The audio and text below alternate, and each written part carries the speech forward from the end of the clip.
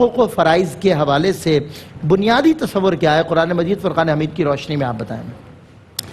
بسم اللہ الرحمن الرحیم اللہم صلی علی سیدنا و مولانا محمد وعلی آلہ و اصحابہ و بارک وسلم۔ دیکھیں، اس کو بنیادی طور پر یوں سمجھیں کہ جہاں پر یہ بات ہوتی ہے کہ حقوق اور فرائض، یعنی کچھ چیزیں ایسی ہیں کہ جو ہمیں ادا کرنی ہیں وہ فرائض ہیں، اور کچھ چیزیں ایسی ہیں کہ جو ہمیں دی جانی ہیں وہ حقوق ہیں۔ عام طور پر یہ کہا جاتا ہے، جسے ہم رائٹس بھی کہتے ہیں۔ لیکن اب تھوڑا سا اس کو ہم سمجھنے کی کوشش کریں تو اللہ تبارک و تعالی جہاں پر حقوق قرآن کریم میں بیان فرما رہا ہے، تو اب حقوق کو دو حصوں میں ہم عام طور پر تقسیم کرتے ہیں۔ یعنی ایک حصہ جسے ہم کہتے ہیں حقوق اللہ، اور دوسرا حصہ جسے ہم کہتے ہیں حقوق العباد۔ تو اب حقوق یہ تمام کے تمام اللہ تبارک و تعالیٰ نے ہم پر لازم کیے ہیں۔ ان میں سے بہت سے حقوق ہمیں لینے ہیں اور بہت سے حقوق ہمیں دینے ہیں۔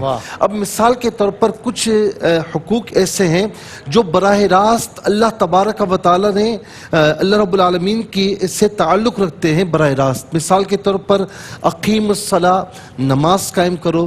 اسی طریقے سے آتوا الزکوٰۃ، لیکن یہاں پر زکوٰۃ کی ادائیگی کا حکم ہے۔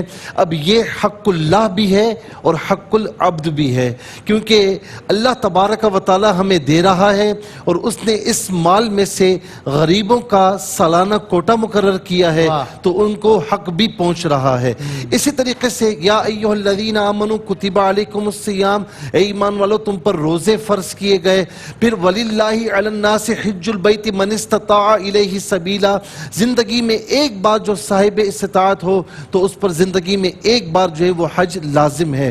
تو یہ عام طور پر حقوق اللہ کہلاتے ہیں۔ اور جہاں پر حقوق العباد کی بات آتی ہے تو ہم اپنے آپ کو دیکھیں، اپنی سراؤنڈنگ میں دیکھیں، اپنے آس پاس دیکھیں، اور تو ہمیں ہر جگہ پر حقوق کی لڑی نظر آتی ہے۔ بالکل صحیح کہا، کیونکہ اللہ رب العالمین نے فرمایا کہ یأمر بالعدل والاحسان، کہ وہ تمہیں حکم دیتا ہے عدل کا اور احسان کا۔ عدل کا مطلب کیا ہے کہ ہر کسی کو اس کا حق دیا جائے، اور احسان کا مطلب یہ ہے کہ حق نہیں نکلتا تو اس کو حق سے بڑھا کر دیا جائے۔ یہی ہے عدل اور احسان۔ تو ہم اپنے والدین کو دیکھیں تو ان کا حق اللہ تبارک و تعالی نے بیان فرمایا وبالوالدین احسانا۔ اولاد کو ہم دیکھیں تو انما اموالکم و اولادکم فتنہ، یہی اولاد آزمائش ہے۔ ان کی صحیح تربیت کی تو جنت ہے، صحیح تربیت نہیں کی تو پکڑ ہے۔ اسی اولاد کے بارے میں اللہ تبارک و تعالی نے ارشاد فرمایا کہ وَلَا تَقْتُلُوا أَوْلَادَكُمْ خَشْيَةَ إِمْلَاقٍ، کہ جو ہے وہ رزق کی وجہ سے اپنی اولاد کو قتل نہ کرنا۔ اسی اولاد کے بارے میں فرمایا وَالْوَالِدَاتُ يُرْضِعْنَ أَوْلَادَهُنَّ حَوْلَيْنِ كَامِلَيْنِ، کہ دودھ پلانا بھی ان کا حق ہے۔ اسی طریقے سے میاں بیوی کی بات آتی ہے تو جہاں الرجال قوامون علی النساء فرمایا، وہاں وعاشروہن بالمعروف فرمایا کہ تم ان کے ساتھ اچھی طریقے سے زندگی بسر کرو۔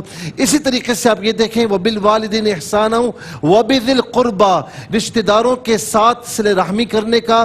وہ پھر فرمایا کہ وبذی القربى والیتامى والمساکین والجار ذی القربى والجار الجنوب والصاحب بالجنب وابن السبیل، کہ وہ پڑوسی جو تمہارے پاس رہتا ہے، وہ پڑوسی جو تمہارے گھر میں ساتھ رہتے ہیں، وہ پڑوسی جو سفر میں تمہارے ساتھ ہے، ان تمام کے حقوق۔